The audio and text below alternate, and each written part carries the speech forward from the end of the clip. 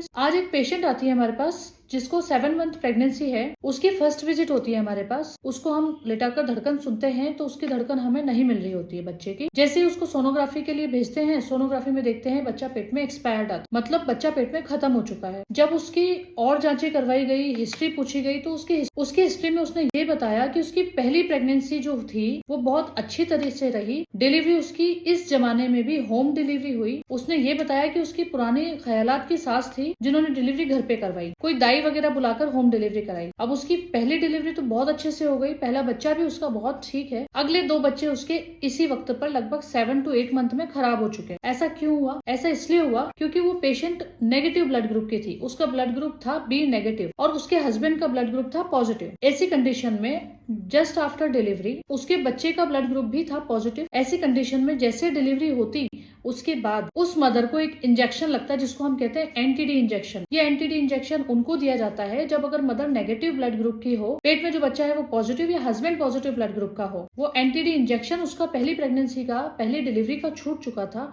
उसके बाद अगली दोनों डिलीवरी उसकी हॉस्पिटल में हुई, बट अनफॉर्चुनेटली उसके दोनों बच्चे हाथ में नहीं। इसको हम बोलते हैं RH इनकम्पैटिबिलिटी। क्या होता है ये? अगर माँ नेगेटिव ब्लड ग्रुप की है, बच्चा या फादर पॉजिटिव ब्लड ग्रुप का है, ऐसी कंडीशन में माँ के अंदर कुछ स्पेसिफिक टाइप की एंटीबॉडीज बन जाती है जो अगले बच्चे को किल करती है। तो ये एंटीडी इंजेक्शन इस ही कॉम्प्लिकेशंस को रोकने के लिए लगाया जाता है। ये माँ के अंदर बच्चे के खिलाफ एंटीबॉडीज बनाने से रोकता है, फ्यूचर में प्रेगनेंसी से रिलेटेड कॉम्प्लिकेशंस को रोकता है, डिलीवर होने वाले बच्चे को एनीमिया, जॉन्डिस यानी पीलिया या हीमोलाइटिक डिजीज ऑफ न्यूबॉर्न जिसको हम कहते हैं वो होने से रोकता है। कब दिया जाता है एंटीडी इंजेक्शन? एंटीडी दिया जाता है प्रेगनेंसी के दौरान प्रोफाइलेक्टिव वेव में 28वें सप्ताह में देते हैं आपके डॉक्टर्स। आपके हस्बैंड का ब्लड ग्रुप देखते हैं, अगर पॉजिटिव होता है तो ही लगता है anti D injection. Next day just after delivery, जैसे आपका बेबी डिलीवर हो चुका है, बच्चे का ब्लड ग्रुप करवाया जाता है। अगर माँ नेगेटिव ब्लड ग्रुप की है और बच्चा पॉजिटिव ब्लड ग्रुप का है तो भी एंटीडी इंजेक्शन लगना जरूरी होता है। थर्ड थिंग, अगर किसी कारणवश आपकी प्रेगनेंसी कंटिन्यू नहीं रह पाई और डीएनसी करवानी पड़ी, डीएनई करवानी पड़ी, तो हर अबॉर्शन के बाद भी आपके हस्बैंड का ब्लड ग्रुप चेक होता है और ब्लड ग्रुप अगर पॉजिटिव है और मदर का नेगेटिव है तो उस कंडीशन में भी आपको एंटीडी इंजेक्शन दिया जाना जरूरी है। नेक्स्ट है कोई इन्वेस्टिगेशंस कराना पड़ा जैसे कि एम्नियोसेंटेसिस या कोरोनिक विलस सैंपलिंग, इस कंडीशन में भी एंटीडी इंजेक्शन लगता है आफ्टर प्रोसीजर। अगला है कोई एक्टोपिक प्रेगनेंसी वगैरह रही है तो उसको ट्रीट करने के बाद भी एंटीडी इंजेक्शन दिया जाना बहुत जरूरी है अगर आप उल्टे ब्लड ग्रुप यानी नेगेटिव ब्लड ग्रुप के पेशेंट है। क्या साइड इफेक्ट हो सकते हैं एंटीडी इंजेक्शन के? एज सच बहुत बड़े मेजर इफेक्ट तो नहीं है। साइड इफेक्ट में थोड़ा बहुत जहाँ इंजेक्शन लगाया है वहाँ दर्द, जलन,